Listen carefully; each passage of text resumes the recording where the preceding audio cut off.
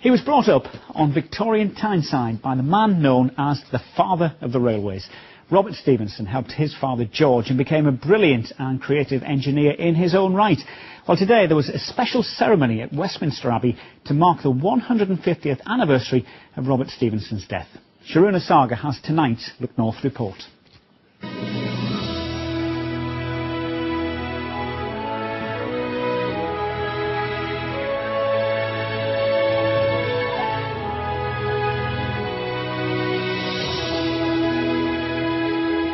The creative genius of Robert Stephenson. His legacy from the 1800s lives on. From bridge building to the railways and everything in between, his astonishing grasp of engineering shaped his destiny. Our journey begins here in Killingworth in North Tyneside, and this is the Stephenson family home. Robert lived here for most of his childhood, but sadly most of that was without his mother because she died when he was just 2 years old, and he was largely raised by his father, who doted on his only son and taught him everything he knew.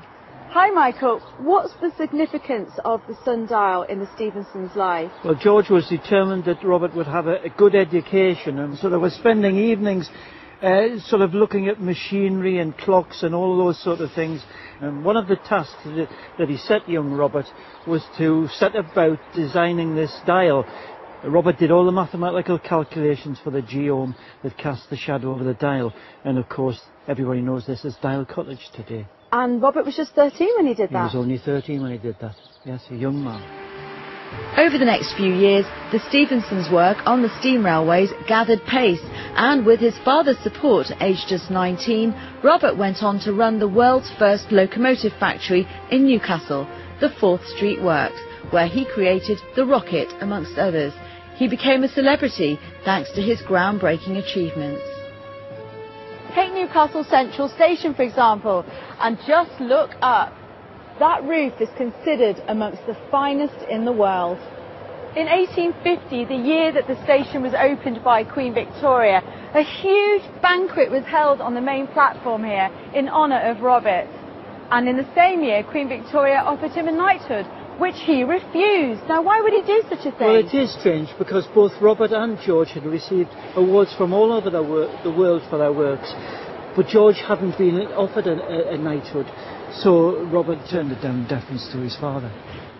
But just outside Central Station, he was able to honour his father with the Stephenson Monument. Robert was on the committee that actually commissioned it, but by the time it went up, both father and son had passed away.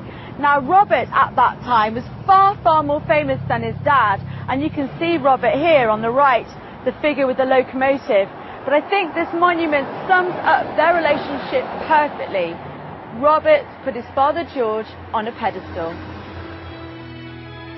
Robert himself was so revered, his funeral in Westminster Abbey attracted 3,000 mourners, and thousands more lined the streets to see his cortege. Ladies and gentlemen, Robert Stephenson was the most admired engineer in England during the first part of Queen Victoria's. And today, a century and a half later, a ceremony was held beside his grave to remember an exceptional man who changed the way we live.